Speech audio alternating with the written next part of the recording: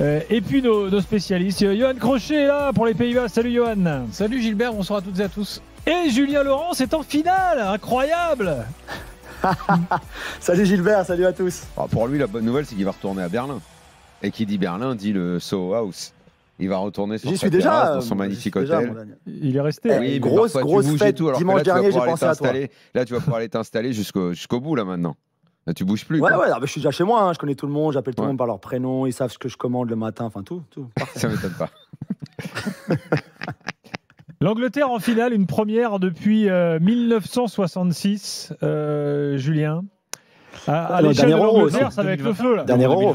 À l'Euro 2020, oui, c'est vrai. Il est tellement première finale. Je pensais que tu les voyais déjà gagner. Il est tellement proche. Je pensais que tu disais ils ont gagné l'Euro la première depuis 70. Je dis putain, il y a une finale quand même avant, non ? Ils ont la possibilité de gagner pour la première fois depuis 66. Non, c'est parce qu'en fait, c'est que le dernier Euro, ils étaient déjà en finale. Oui, tout à fait. Et il l'avait déjà gagné avant, soi-disant, mais il y avait l'Italie en face. Ah oui, c'est vrai qu'ils avaient gagné. C'est pas de te raccrocher aux branches, toi, ce soir là. En 2021, ils avaient gagné avant de jouer. C'est vrai, on s'en souvient. Bon, Julien, très franchement.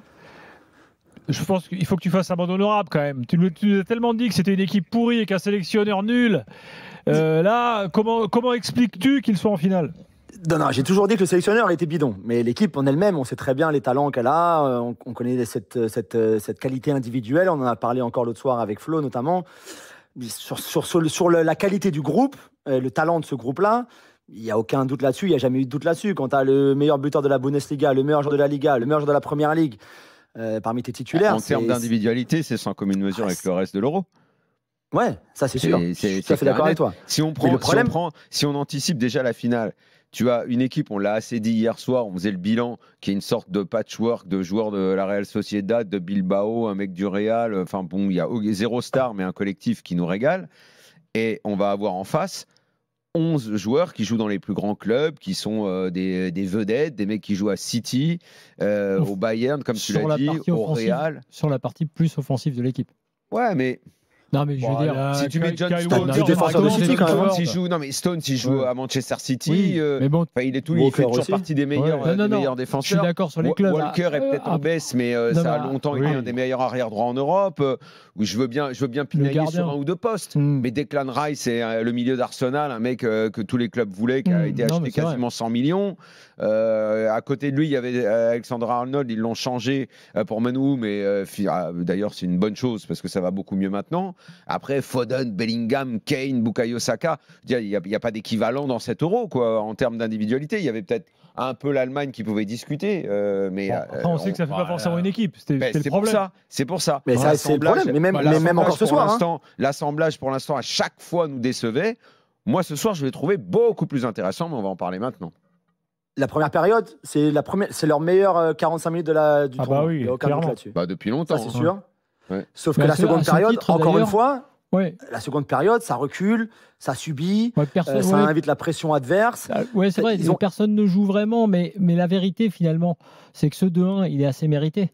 Par rapport Flo, attends, juste avant que tu finisses sur le les Hollandais, deuxième mi-temps, ils ont aussi leur période quand même. Hein. Ouais. Flo, ils ont 0 tir, les Anglais, entre la 45e, donc du début de la seconde période jusqu'à la 88e minute, la frappe de Palmer au-dessus, ils ont 0 tir. Ouais, moi, je ne parle pas de tir cadré, ils ont 0 tir. Je parle pas dans la surface quasiment. J'attendais tellement plus des Pays-Bas dans cette demi-finale que je trouve que pour une fois, alors qu'on les a bien défoncés depuis le début de l'Euro, par rapport à cette première période à laquelle je ne m'attendais pas qualitativement, je dirais même, des Anglais, j'ai envie de te dire que malgré tout, c'est mérité parce que les Pays-Bas, ils ont été trop décevants dans cette demi-finale. Et après, les Anglais, ils savent faire un truc que nous, on ne sait pas faire quand même s'ils n'en ont pas mis des tonnes.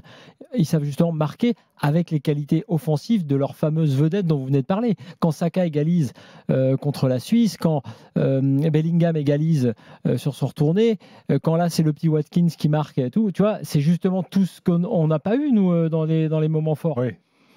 Ça, c'est vrai. Mais Watkins, c'est un joueur qui a très peu utilisé dans ce tournoi, alors qu'il fait une saison incroyable en Première Ligue. Il est le seul à marquer plus de 20 buts et faire plus de 10 passes décisives en championnat. Est-ce que c'est le Barcola anglais ? Un petit peu. Oui, t'as raison. C'est un peu ça. Il a préféré Tony, par exemple, à faire entrer Tony contre les Suisses. Non, mais tu vois, il y a un truc, Julien, par rapport à Southgate, quand même, puisque tu l'as bien critiqué, et légitimement, on ne va pas refaire le monde à l'envers, on va pas refaire l'histoire Jacquet, la jurisprudence Jacquet, mais il sort Foden et Kane. tu vois, rien que ça par rapport à ce qu'on a vu du sélectionneur portugais, de notre sélectionneur face à Mbappé, c'est vrai. qui est certes sorti parce que lui il a demandé, il sort Foden et Kane. Alors on dit Kane, Koeman en face. Ouais, ou de Koeman en face. Foden qui en plus fait son meilleur match de l'Euro. Oui, mais il a raison en plus de les sortir. Et Kane, on dit lui-même, moi j'ai du mal parce que je suis un peu cramé. Ok, mais néanmoins, il sort Foden, Kane, il fait rentrer Palmer, Watkins. Putain, mais c'est ce qu'on demande nous à Deschamps depuis punaise. Un petit peu tard. Il a fait les changements un petit peu tard. Ouais. J'ai trouvé un petit peu tard. Mais après, il combine les deux sur le but. Donc, pas de Palmer. Ouais, puis symboliquement, c'est tellement fort. C'était ce que justement on a reproché aux sélectionneurs portugais, aux sélectionneurs français. Peut-être à Koeman, on a parlé avec Johan. C'est rien que pour ça, je trouve qu'effectivement, même si c'est tard et tout, cette Angleterre-là mérite de passer, quoi. Oui, bien sûr. Ce soir, il n'y a pas de discussion. Il y a eu, j'allais dire, quelques belles séquences néerlandaises. Je ne saurais pas les compter. Je ne saurais pas dire combien. Je pense que Johan, ça va continuer aux Pays-Bas de charcler dans tous les sens. Parce que franchement, il y a un moment, ce bloc bas comme ça pour les Pays-Bas, c'est pas possible. Non, parce que perdre contre l'Angleterre de 1 but, peu importe le scénario, tu perds contre l'Angleterre, c'est tout à fait acceptable. Ils ont des meilleurs joueurs, tout ça est assez clair. Par contre, ce qui est assez peu accepté aux Pays-Bas, c'est de perdre en ayant donné l'impression qu'à aucun moment tu avais essayé de jouer. Et ça, pour un pays aussi marqué identitairement dans le jeu que le sont les Pays-Bas, ça devient tout de suite un petit peu plus compliqué quand la victoire n'est pas au bout. On peut refaire le débat c'est la France. Ouais, bien sûr. Ce qu'ils ne font pas, ou plutôt ce qu'ils pourraient faire eux dans leur tradition de jeu, c'est exactement ce que fait l'Espagne. Ah, totalement, oui, bien sûr. Et ça, pour eux, c'est une grosse perte pour les Pays-Bas. Et surtout, évidemment que tu joues pas pareil au milieu quand tu as Kopp Miners et Frankie de Jong et que ça restera un truc de... oui, il aura manqué dans les sports américains, on dit toujours les what if. Et s'ils avaient été là, peut-être qu'on aurait eu un autre milieu de terrain, une autre configuration. C'est vrai qu'il aura manqué de joueurs vraiment mais importants. Malgré tout, moi, je reste persuadé qu'avec les joueurs que tu as, tu es capable de jouer autrement et que la frilosité de l'entraîneur, il faudra faire très attention à ce qu'elle ne vienne pas contrecarrer l'éclosion de joueurs et notamment toute une génération qui arrive et qui pointe le bout de son nez, qui est en capacité maintenant de répondre aux attentes à la fois en termes de résultats, parce que j'estime qu'il y a un groupe qui est suffisamment profond en quantité et aussi en qualité, avec des leaders de jeu qui doivent maintenant émerger, parce que Van Dijk commence à faire aussi un petit peu son âge, mais les Frankie de Jong doivent prendre le relais, des Nathan Ake doivent prendre le relais, des Tierney Reinders, première saison au très haut niveau avec l'AC Milan, doit aussi maintenant prendre le relais. Et finalement, c'est une très grosse déception, non pas de perdre, mais moi, je suis assez horrifié par la prestation de ce soir, où finalement, les Néerlandais ont été bons sur une phase de jeu, dans laquelle tu ne les attends pas forcément. Tous les coups de pied arrêtés sur le jeu aérien. Là, ils ont masterisé tous les Anglais sur tous les coups de pied arrêtés. Bon, en deuxième mi-temps, ils ont le ballon quand même. Ils ont le ballon, mais il n'y a pas de production. C'est ça, voilà. C'est de la possession défensive. Et parce que les Anglais, bizarrement, eux, une sorte de crainte, on a l'impression s'arrêtent de jouer alors qu'ils l'avaient fait en première période. Tu as raison sur les coups de pied arrêtés, c'est totalement l'inverse de ce qui se passait traditionnellement avec les Anglais. Et après, sur ces Pays-Bas, ça me fait vraiment penser à la France sur cette idée, tu vois, on va dire, de ne pas être capable de produire du jeu. Après, est-ce que le fait que Depay se blesse, ça change quelque chose? Non, je pense pas. Non, je pense pas. Et surtout, tu disais la capacité de produire du jeu. Et il va y avoir aussi la capacité du sélectionneur national de se détacher de sa première ère en tant que sélectionneur national. Moi, le Wijnaldum, je ne veux plus le revoir en sélection. Depay titulaire, ça ne doit plus arriver, ça ne doit plus exister. Vous prenez... Même De Vrij sur le but de Watkins, je suis désolé, mais c'est pas Mais bien sûr, Julien, mais tu te rends compte que De Ligt ne joue pas de 7 € et que Nathan Ake est mis à gauche, alors que tu pourras avoir une charnière Ake Van Dijk, par exemple. Même si tu ne veux pas mettre De Ligt, qui peut avoir des limites, tout ce que tu veux. Oui, même Van de Ven. Même Van de Ven, exactement. Tu as des ça solutions. Va être chaud pour Koeman non, ce ne sera pas chaud parce que il fait demi-finale. Même discours que la France. Peu importe le jeu, il a fait demi-finale. Il a dépassé les objectifs. Pas tout ça aux Pays-Bas, que la culture était différente. Non, mais parce que aussi, il y a à l'inverse de la France où, encore que, je ne sais même pas si. Non, même peut-être pas à l'inverse de la France. Ça, si, il y a Zidane qui est prêt, mais aux Pays-Bas, derrière Koeman. Ah oui, il n'y a pas un gars qui pourrait s'imposer. On va quand même pas rappeler la 20e fois avant de râle. C'est bon, on a donné. On va pas rappeler Advocat non plus, c'est bon, on n'a pas besoin du sergent et du shérif. Pour trouver autre chose, c'est un petit peu plus compliqué. Je sais pas, tu peux pas choper Peter Bosz du PSV. Il est champion avec le PSV, il va faire la Ligue des Champions, il est dans un cycle en plus où l'Ajax va pas très bien, le Feyenoord perd beaucoup de joueurs et a perdu son entraîneur. Ce pays qui a été un puits de coachs. Mais ils en ont des coachs, mais ils sont dans les clubs aujourd'hui. C'est terminé ça. Mais ils sont dans les clubs aujourd'hui. Arne Slot est à Liverpool. C'est ce qu'on disait tout à l'heure, les bons coachs sont dans les clubs. C'est vrai quand même, quand tu regardes. Bon, on va faire une évaluation tout à l'heure, bien sûr. Julien, maintenant la question c'est comment est-ce que les Anglais vont perdre cette finale?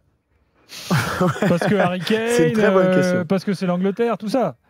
Ouais, c'est vrai. Alors, tu disais tout à l'heure par rapport à 66 et à la finale de 2021, c'est la première finale en dehors d'Angleterre. Je rappelle que 66, il y a un but fantôme quand même.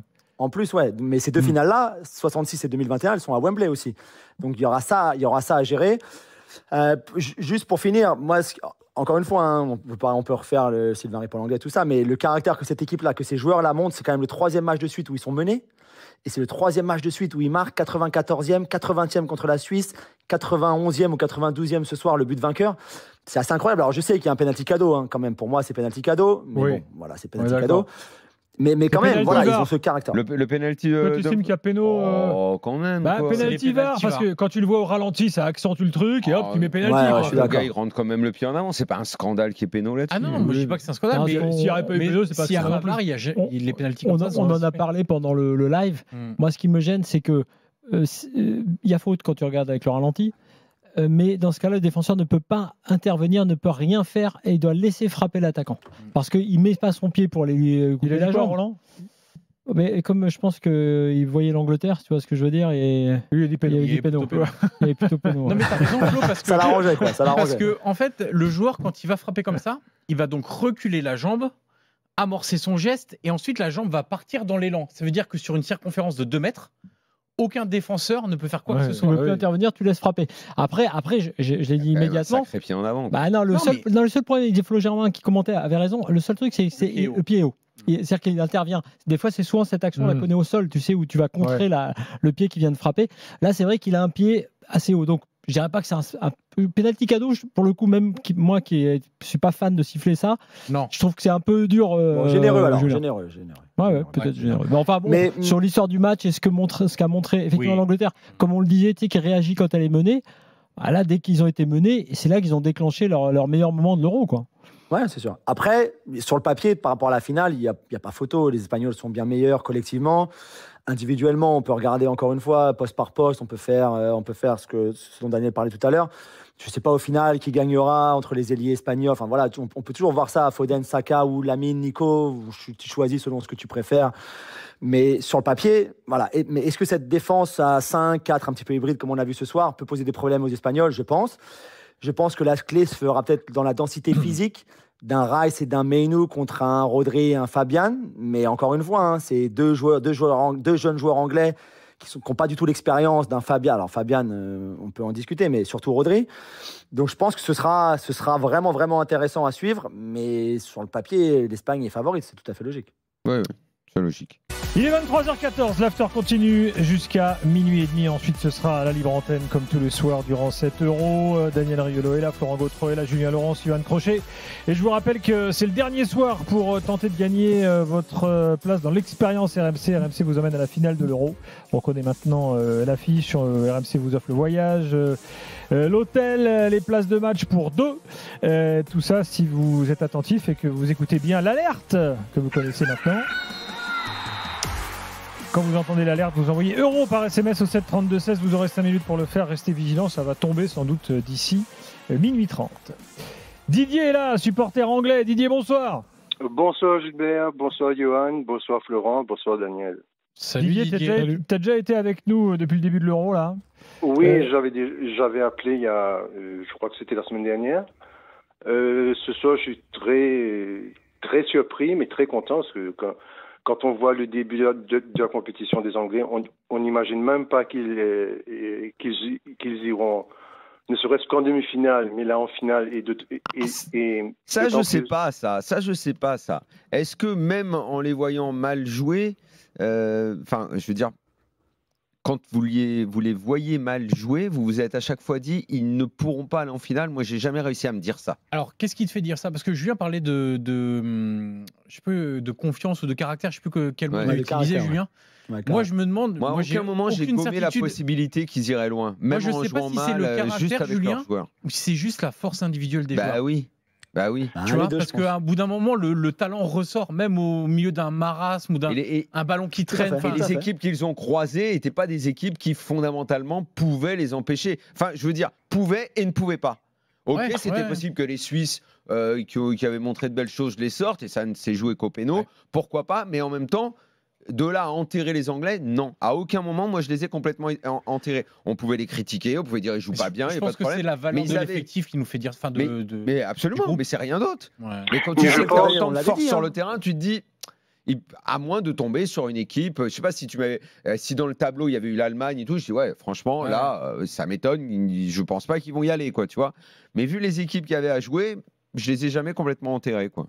Mais là, cette finale, Daniel, c'est la première fois. Attends, Julien et puis Didier, je te redonne la parole ensuite. Juste avant que Didier intervienne, ce sera la première fois la finale où ils seront pas favoris finalement. Puisque dans tous les matchs qu'ils ont joués jusqu'à présent, c'était la meilleure équipe. Alors même quand ils jouaient pas bien, on disait bon, ils sont nuls, ils jouent pas bien, collectivement c'est catastrophique, c'est un chaos absolu, c'est le bordel. Mais ils ont cette force individuelle incroyable parce que, et à chaque fois on rappelait les joueurs, et à chaque fois on les a quand même mis légèrement favoris contre les Suisses, favoris contre la Slovaquie, légèrement favoris ce soir contre les Néerlandais. Là, dimanche, ce sera la première fois, comme tu l'as dit tout à l'heure, où vu qu'ils étaient dans la partie de tableau la plus facile des deux, c'est la première fois où ils vont se retrouver dans le rôle d'outsider. Moi, je pense que c'était comme je ne sais pas si ça leur convient ou si ça leur convient pas. Moi, je pense que ça leur convient complètement. Parce que je pense que quand ils étaient favoris et qu'ils n'avaient pas les épaules pour assumer ce statut, ils sont toujours passés par des situations rocambolesques, complexes, y compris contre la Slovaquie. Parce qu'ils avaient, à mon avis, moi je ne les voyais pas aller au bout, je suis beaucoup plus clair. Parce que oui, certes, le talent individuel, mais jusqu'à un certain moment dans cet Euro, les équipes qui ont mérité, entre guillemets, sont passées. Et après, elles sont passées à la trappe à un moment donné. Non, la vérité... Est-ce que tu as eu le sentiment qu'ils ont braqué un match à un moment? La Suisse, par exemple. La Suisse, tu penses vraiment? Je pense que la Suisse est supérieure. Non, pour moi, la Suisse est supérieure, mais bon. Non, quand même pas jusque-là. Il y a peut-être pas la droite de Longchamp, mais bon. La Slovaquie. Non, mais après, la Slovaquie est supérieure, la Slovaquie. Non, mais la Slovaquie n'est pas bonne, mais franchement, c'est nul. La physionomie, à un moment, les Anglais, ils ont le ballon, ils poussent mal, c'est pas génial ce qu'ils font, d'accord, mais à aucun moment, j'ai l'impression qu'ils ont volé un match. Moi, j'estime que c'est presque du vol pour une raison simple, comme l'a dit Julien, la partie de tableau. Il se trouve qu'ils se trouve qu'ils sont dans cette partie de tableau et qu'ils s'en sortent face à des équipes pas géniales, mais parce qu'ils ont quand même le talent individuel, et ils s'en sortent plusieurs fois de suite comme ça. Il n'y a que ce soir où je trouve que ils méritent et que les Pays-Bas m'ont déçu, et finalement ils ont fait honneur, on va dire, à leurs individualités et au niveau qu'on leur prêtait avant le début de l'Euro. Sinon, non, moi je les voyais pas aller au bout. J'ai eu beau regarder tout ce que je voulais, à aucun moment je pouvais penser qu'ils allaient passer. Quand ils font 0-0 contre la Slovénie au premier tour, là. Non, ils n'ont pas été bons. Après, voilà. Je n'ai jamais dit qu'ils étaient bons, mais malgré tout, je n'ai jamais enterré. Il y avait beaucoup de choses qui allaient en leur faveur. Non, moi, le tableau, tu l'as dit, l'effectif. Moi, je mets un tournant dans le mental, dans le fait que cette équipe, c'est le retourné de Bellingham. Le retourné de Bellingham. Moi, dans cet Euro, d'ailleurs, c'est une des images qui me restera. C'est un peu l'illustration. Nous, on peut un peu tout faire. Est-ce que nous, à la France, on a attendu un peu ce miracle, parce que pareil, c'était pas bon, mais on s'est dit, est-ce qu'on va avoir droit à ça? On n'y a pas eu droit à ce moment de grâce. Dans ce sens qu'on disait hier, on ne retiendra rien. Vainement pendant tout l'Euro, c'est le but de Mbappé. Voilà un but, un truc de dingue. Voilà, c'est ça. Ou même un truc d'un héros, un truc d'un héros inventé, un Pavard contre l'Argentine, un truc fou, un Barcola qui met son truc et on en fait toute une histoire. On n'a pas eu ça. Nous, ça restera totalement la tristesse, la chienlit totale. L'Angleterre, au moins, ils se sont éclatés sur ces fins de match. Ils ont un truc, plein d'histoires à raconter. Et les Anglais, eux, à la fin, même s'ils perdent, parce que c'est quand même leur tradition, donc normalement, ils vont perdre, les Anglais vont retenir des images de cet Euro. Parce que quand tu as des fins de match comme ça, tu vas retenir quand même des choses de cet Euro. Didier, à toi. Oui, mais je suis d'accord avec ce que Florent disait. Je pense que le point de bascule vient lors du match contre la Slovaquie. Parce qu'avant, les Anglais avaient une faiblesse mentale incroyable. Et on disait la peur dans le regard des joueurs. Et Bellingham, au-delà de son talent intrinsèque extraordinaire, je pense qu'il apporte une certaine arrogance, une certaine confiance. C'est vrai ce que tu dis. C'est vrai. Ouais. Tu sais ce qu'il apporte? Il apporte ce que le Real a. Ce truc, on va gagner, c'est pas fini, on est capable de renverser le match. Ses coéquipiers le savent. Aujourd'hui, il n'a pas été bon. C'est ça, c'est une forme il n'a pas été bon, mais c'est un mélange de confiance en soi, une pointe d'arrogance, parfois même un peu de suffisance chez lui. Faut être anglais, quoi, en fait. Tu résumes. Un vrai anglais. C'est ça, un vrai anglais. Un bon anglais.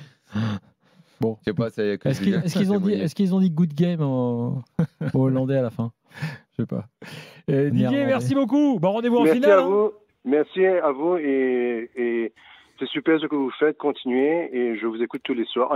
Enfin, je vous regarde plutôt sur YouTube tous les soirs et bonne continuation à vous. Ça marche, merci. Didier. Bon, on se rappelle. Didier. À très bientôt. Raconte tout ce qui va se passer dans les heures qui viennent en Angleterre, et parce qu'il y a des rapports conflictuels entre consultants et sélection. C'est chaud. Kane a répondu plusieurs fois aux consultants. Southgate, il avait des potes avant dans le foot anglais. On a l'impression que maintenant il est tout seul. Bon, à ton avis, toi qui connais bien là, le contexte, comment ça va se passer? Alors, je pense que des Gary Lineker, des Gary Neville vont prier, vont aller, je sais pas moi, à la cathédrale de Berlin pour prier pour qu'ils perdent le match dimanche soir. Forcément. On a vu d'ailleurs, ils ont montré sur ITV la chaîne anglaise qui passait le match ce soir. Ils sont tellement engagés contre Southgate et l'équipe. Ouais, ils ont tellement été critiques qu'à un moment, je pense qu'ils auraient préféré que ça marche pas. Personnellement, je ne comprends pas ce genre de truc parce que, alors pour le coup, l'engagement ici, on est habitué, mais jamais de la vie, ça m'est arrivé de souhaiter. Non, mais je plaisantais, Daniel. Parce que j'avais dit quelque chose. En 2018, j'arrêtais pas de critiquer le jeu de l'équipe de France. Bon, ils ont gagné. Bah alors quoi, on assume derrière. J'ai beau ne pas aimer le style, mais je plaisantais. Ils ont gagné. Non, je plaisantais, mais c'est vrai que mais il faut pas se cacher après, quoi, tu vois. Oui, non, bien sûr, non, c'était plus de la plaisanterie qu'autre chose, mais c'est vrai que cet environnement-là, maintenant, est un peu particulier parce que je pense que Southgate s'en est servi, enfin les joueurs surtout s'en sont servis dans le sens où, bon, ben voilà, les anciens joueurs, eux, ne croient pas en nous, etc., à nous de faire notre truc tout seul, ce qu'on a un peu raconté depuis tout à l'heure. Et donc maintenant, dans les analyses, même si je pense qu'il y aura un petit peu de scepticisme, on va dire, parce que l'Espagne est si forte et parce que l'Espagne elle a gagné ses 6 matchs et que voilà, donc il y a forcément ce côté-là un petit peu où ils vont pas arriver pour la finale dimanche en disant ça va être génial, on va leur mettre 3 buts, on va gagner 3-0. Il y aura pas de ça. Mais je pense qu'ils ont cette foi, ce qui est vrai, hein, ce caractère dont on parlait tout à l'heure, ou caractère mêlé à cette brillance individuelle et cette foi aussi en eux que finalement il peut rien leur arriver, quoi. Donc même s'ils prennent un but tôt, même s'ils sont menés au score à la pause par exemple, ils savent très bien qu'à un moment sur un coup de quelqu'un tout seul, comme on l'a vu encore avec Watkins ce soir, et ben ça peut, ils peuvent revenir, ça peut passer. Mais c'est vrai que les 4 jours là qui vont arriver vont être assez passionnants pour voir les réactions un peu de tous ceux qui ont été très critiques par rapport notamment à Southgate. Après, il gagne l'Euro, imagine il gagne l'Euro, je ne sais pas si pour autant je changerais, mais j'en suis même convaincu, je ne vais pas changer d'avis sur les qualités de coach de Southgate. Hein. Ah non, mais on est tous d'accord. Et on pourra me mettre son bilan, 2e finale de suite, le quart contre la France perdu pour un rien. Oui, pour moi, ce sont les joueurs qui font, quoi. C'est pour moi, Southgate, c'est Domenech 2006. Hein. Lui aussi, il va en finale. Et pourtant, ça n'a pas fait de lui un grand coach. Hein.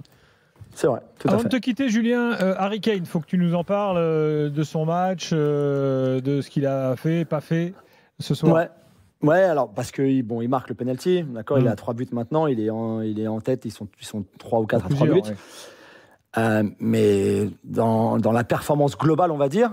Individuellement, c'est encore trop insuffisant. Mais de toute façon, il a vraiment pas l'air à 100%. On l'a dit plusieurs fois. Le fait qu'il soit remplacé avant la fin de la rencontre, ce qui n'arrivait jamais avant. Je pense que Southgate sait qu'il n'est pas à 100%, qu'il peut plus. On a vu qu'il a beaucoup de problèmes dans le pressing. Par exemple, le but de Watkins, cet appel-là, comme ça, dans le dos de la défense, en diagonale, dans le demi-espace droit, Kane ne le fait jamais. Kane ne peut plus, enfin ce soir-là en tout cas, il ne fait plus cet appel-là. Encore moins à la 91e minute, ça fait déjà 90 minutes qu'il est sur le terrain. Et donc à un moment, ça devient un problème. Et je pense que, pour revenir à ta question Gilbert tout à l'heure, dans les 4 jours qui vont arriver, le débat principal sera qu'est-ce qu'on fait avec Kane. Est-ce qu'on fait débuter Kane? Rappelez-vous, quand il débute la finale de Ligue des Champions avec Tottenham. À aucun moment il ne démarrera pas la finale. Hein. Bah oui. Oui, mais le débat va avoir lieu. Ronaldo anglais, il sera là. Oui, non, mais c'est ça. Ou le Kylian Mbappé ou Antoine Griezmann d'hier. À la différence prix qu'il est sorti par son coach, c'est que ça fait la différence là ce soir. C'est vrai. Et que Watkins entre en jeu et fait la diff, quoi. Donc, oui, ce que je veux te dire, c'est que là, on prenait des comparaisons qui ne tiennent pas, parce que si le Portugal a perdu, c'est en partie parce que le sélectionneur n'a pas changé Ronaldo. Nous, parce qu'on a tout misé sur Mbappé qui n'a pas été bon et ce coup-ci. Alors que c'est vrai que le banc anglais recèle pas mal de pépites quand même. Ouais, quand même, oui. Ah, c'est sûr, c'est sûr. Palmer, Watkins, c'est quand même c'est chaud. Bon, Julien, je pense qu'on refera un point demain soir, hein, évidemment. Avec plaisir. Donc, on te retrouve demain en direct de Berlin. La soirée ne fait que commencer pour lui. Autour de la piscine du Sceau à Berlin. Il fait bon, la température est bonne? Ouais, mais là, il pleut un peu. Il y a des averses souvent à Berlin. Ça va te plomber la soirée sur le rooftop, ça. Voilà, ça rafraîchit un peu le rooftop. On parlait de la température du jacuzzi, Julien. Oui, mais après, on remonte. Mais Daniel, vendredi soir, je t'attends. Il y a grosse soirée. Vendredi soir. Salut Julien, bonne soirée. Ciao. Shazam est là, supporter hollandais, bonsoir. Salut les mecs. Salut. Toi, t'es énervé après Coman, je crois. On va te passer un morceau. Je vais vous le dire. On va te passer un morceau, on va voir si tu le reconnais en 2 secondes.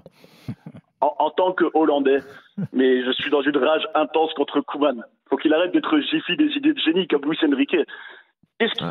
Comment on peut mettre Memphis en pointe ce soir après tous ces matchs qu'il a fait pourris depuis le début de l'Euro?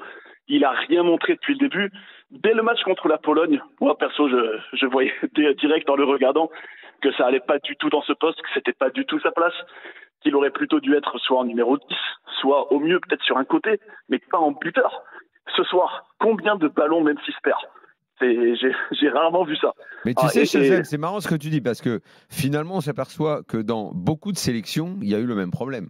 Oui, c'est-à-dire le mec un peu vedette, le mec un peu vedette qu'on n'a pas voulu sortir. Ronaldo pour le Portugal, Mbappé pour la France. Chazem, là, Memphis Depay, il sort à 28. Il est blessé ce soir. Il est blessé, donc en fait, tu veux lui reprocher. Il y a 1 heure sans Depay. Non, mais lui, il dit carrément qu'il ne doit pas jouer parce que c'est vrai qu'il est mauvais à tous les matchs. Mais le gars, un petit peu qui a le totem et qui joue tout le temps, on a eu ça dans plein de clubs. Moi, c'est vraiment à Koeman que j'en veux. Parce que Memphis, il a fait que respecter les consignes de Koeman, dont la tactique était complètement catastrophique. Comment, quand Memphis est blessé, que tu as l'occasion de faire entrer le vrai buteur, Weghorst, d'ailleurs vous remarquerez qu'à la seconde où Weghorst il était en jeu, tu deviens 10 fois plus menaçant, il pèse sur les défenses, il presse les défenseurs, tu peux faire des corners, tu peux faire des centres, enfin tu as bien plus de possibilités et tu es bien plus dangereux. À la seconde où Weghorst y rentre, comme par hasard. Sauf que ce Koeman en carton, au moment où Memphis il sort, enfin du moins qu'il est blessé, et qu'il a l'occasion de faire entrer Weghorst enfin, il nous met Veerman. Alors, un choix que je comprends vraiment pas du tout, mais bon, comme d'autres choix depuis le début, à chaque fois, en fait, on a l'impression qu'il attend que ça se passe mal avec Memphis à chaque match pour faire rentrer Weghorst et se rendre compte, j'ai fait une bêtise, je me suis encore pris pour je sais pas qui, mais j'ai encore fait une bêtise. Et malheureusement, en tant qu'Hollandais, du coup, évidemment, cette défaite me brise le cœur parce qu'on avait la possibilité d'avoir une revanche de rêve du mondial perdu de 2010 contre l'Espagne. Et oui. C'était l'occasion rêvée en plus. On avait une chance incroyable depuis le début, tout nous réussissait. Mais ce Koeman, il a voulu être têtu, il a voulu faire les choses à sa manière. Depuis le début, il s'est pas remis en question. À chaque fois, il te met Memphis en pointe. Il n'y a que sur Memphis que tu lui fais des reproches. On n'a pas vu une seule seconde le gars de Pologne, Zirkzee. Ça, je suis très étonné qu'on l'ait pas vu. Oui, ça aussi, je suis très déçu de ça. Pas ça. La grosse frustration, Shazam, c'est même pas, à la limite, si ça en fait partie, mais d'avoir Depay titulaire, mais c'est que Zirkzee, qui est pour moi l'évolution naturelle et bien meilleure d'un Depay en faux numéro 9, a joué, 10 minutes dans le match, dans tout l'Euro, a joué 10 minutes, quoi. Parce qu'il est rentré quand ? Il est rentré lors du dernier match contre la Turquie, et là, il est rentré ce soir 4 minutes, quoi. Donc c'est ça pour moi la grosse frustration, c'est que tu as un mec qui marche sur l'eau, qui fait une énorme saison à Bologne, et finalement, c'est le seul joueur de Bologne que tu ne fais pas jouer à l'Euro. Les Suisses les ont fait jouer, d'autres nations les ont fait jouer, l'Italie fait jouer Calafiori. Ils sont tous bons, et le meilleur joueur de Bologne de la saison, qui joue aux Pays-Bas, lui, il n'a pas le droit de jouer. Il était dans la liste. Parce que Koeman pense qu'il a encore en 2020-2021. Il était dans la liste des fameux mecs que quand tu regardais l'Euro, tu voyais un bon joueur, tu dis mais où est-ce qu'il joue lui ? Parce qu'à Bologne. Exactement.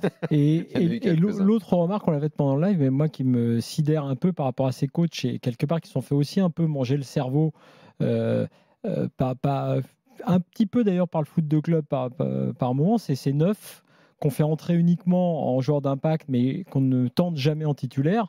Füllkrug, Weghorst, qui effectivement, dès qu'il est entré, Weghorst, et oui, sur les remises, sur les pivots. Alors, il a rajouté Colomoni, là ?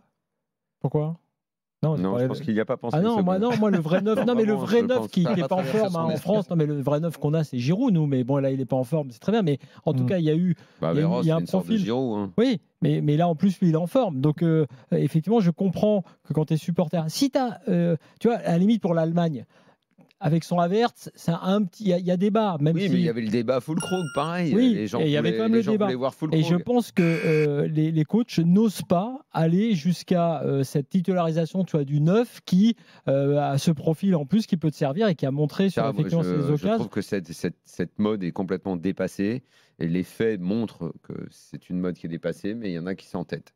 Je ne vois pas ce qu'apporte. Ce qu'ont apporté dans le jeu Havertz, Memphis, avec les décrochages du faux neuf. Là, pardon, mais ça ne m'a pas convaincu. Moi. Jazem, un truc à rajouter ? Oui, mais j'aimerais rajouter, c'est pas uniquement le choix Memphis. Pour moi, par exemple, faire rentrer souvent Wijnaldum en cours de match, ça servait à rien. Il a été inexistant. Donc évidemment, pour moi, le plus grave, c'est évidemment d'avoir laissé Memphis et de pas forcément le sortir du 11, simplement le mettre à un autre endroit sur le terrain, favoriser d'autres. Est-ce qu'il n'y a pas seulement les choix là, je parle sous le contrôle de Johan, enfin c'est Johan qui va nous dire, dans ce que fait Koeman, dans la façon dont tu, entre guillemets, c'est pas des coachs de club, mais tu fais progresser ou tu fais évoluer tes joueurs. On en parlait avec Simon pendant le match. Moi, ce qui me gêne, c'est que ce joueur-là a du talent, la preuve, il a mis ce but, il est là, mais on le disait, son positionnement trop sur le côté quand il peut être intérieur, il décroche, enfin, au sens psychologiquement, et on le voit pas pendant un moment, il est off pendant certains moments dans le match. Est-ce que là, t'as pas, quand tu as un coach sur le dos qui te parle de ça, qui t'explique ces choses-là, est-ce que tu n'as pas un moyen, même en sélection, de progresser, de faire autre chose au sein d'une compétition, enfin pendant une compétition comme celle-là?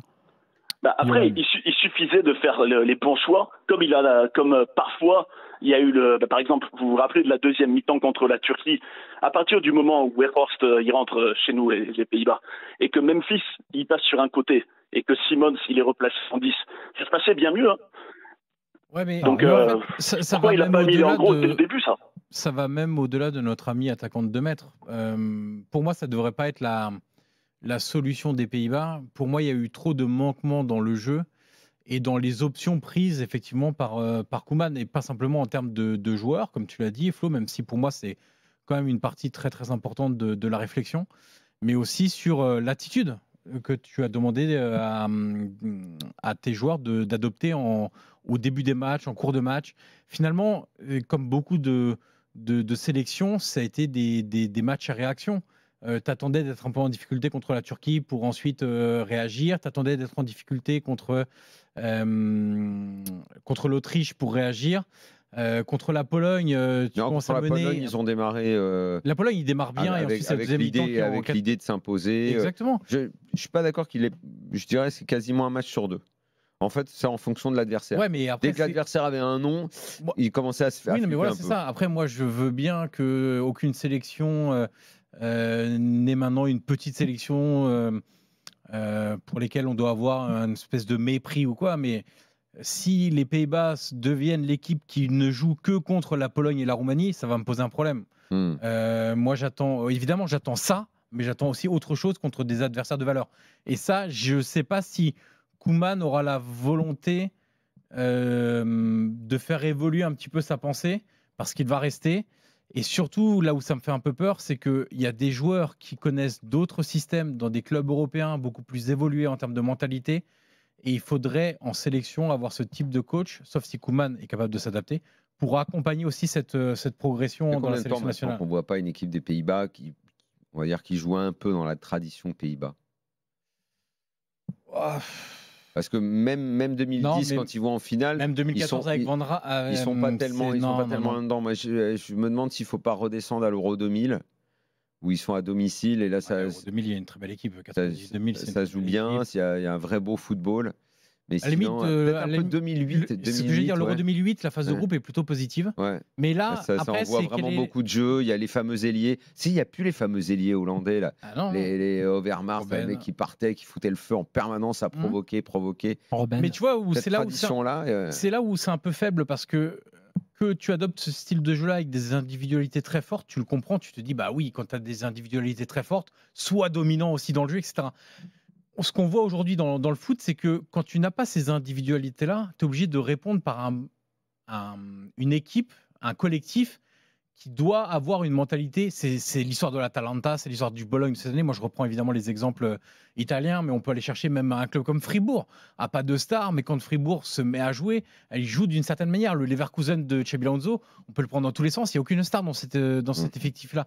Donc, évidemment que tu peux pas être l'Angleterre et penser qu'une individualité va te faire tout le euro et te sortir à chaque fois d'un match piège et va te permettre d'avancer au fur et à mesure. À ce moment-là, travaille sur un collectif qui sera plus fort et qui te permettra d'avoir des certitudes et des schémas bien précis. Les gars, attendez, j'aimerais qu'on conclue avec... Depuis qu'il anime l'after, Robben... Exactement. Du coup, le niveau a baissé. Des radars footballistiques. Shazam, on va voir si tu es meilleur en vrai qu'en appli. Est-ce que tu es capable de reconnaître ça? Après, désolé Gilbert, mais j'avais quand même encore un petit truc à dire sur le mental et l'état d'esprit. Il faut reconnaître ta musique là, Shazam. Après, moi je suis hollandais, moi. Et alors ouais, ça me parle pas. Je t'en remets un autre, Shazam, voir si t'es meilleur en vrai qu'en appli. Avec Daniel, c'est facile ça. Oh. Il trouve pas. On retente un truc, allez. Une autre, une dernière. Allez, c'est parti.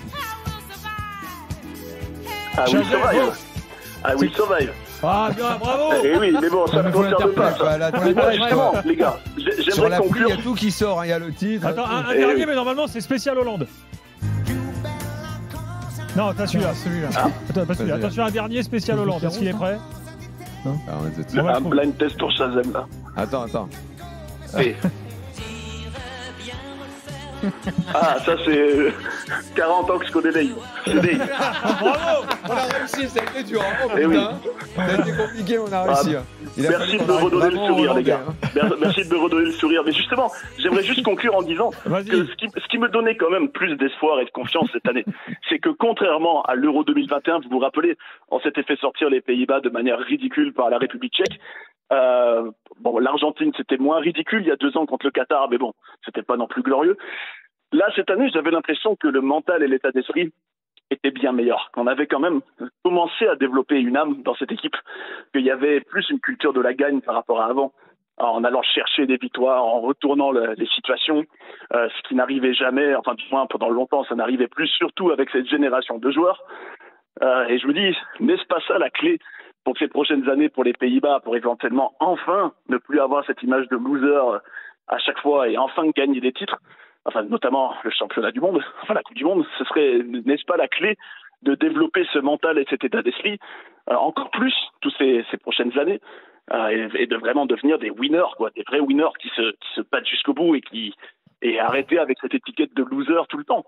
Et dans la série des joueurs aussi qu'on n'a pas vu, c'est Frimpong. Évidemment, meilleur en appli qu'en vrai. Frimpong dans la série. Tous les joueurs qui ont pris en club, on les a pas tellement vus. Mickey Van de Ven qui est bon à Tottenham, on l'a quasiment pas vu. Concluons avec une mini-évaluation quand même. Il y a des joueurs qu'on n'a pas cités là. Qu'est-ce que vous pensez du match de Jude Bellingham, les gars? C'est intéressant parce que pas un bon son match. Pas un bon match. Oui, décevant. Finalement, on retient quoi de son Euro à part le retour? Non, mais pour l'instant, il y a pas que ça. Il a mis le premier but du premier match aussi. Là, ce soir, il est décevant. Moi, je trouve toujours le retour de Foden qui fait un super match. Important en fait dans l'équipe. Dans cette espèce de concert de désordre qui tourne qu'autour des individualités. T'as l'impression que malgré tout, il prend le ballon, il est là, il essaye d'orienter. Je le trouve positif. Et d'ailleurs, à défaut d'être excellent, je le trouve toujours positif. D'ailleurs, il le sort pas parce que sur le niveau de jeu, tu dis à un moment donné, il va sortir parce que je pense que physiquement, il est au niveau. Alors que les deux autres, si Foden sort, c'est aussi parce qu'il commence à disparaître un peu du match, même si effectivement il a fait sa meilleure mi-temps là, dans la première. Kane, on l'a dit, physiquement c'est plus court, il sort alors qu'il sortait pas avant. Je pense que c'est quand même le genre de joueur.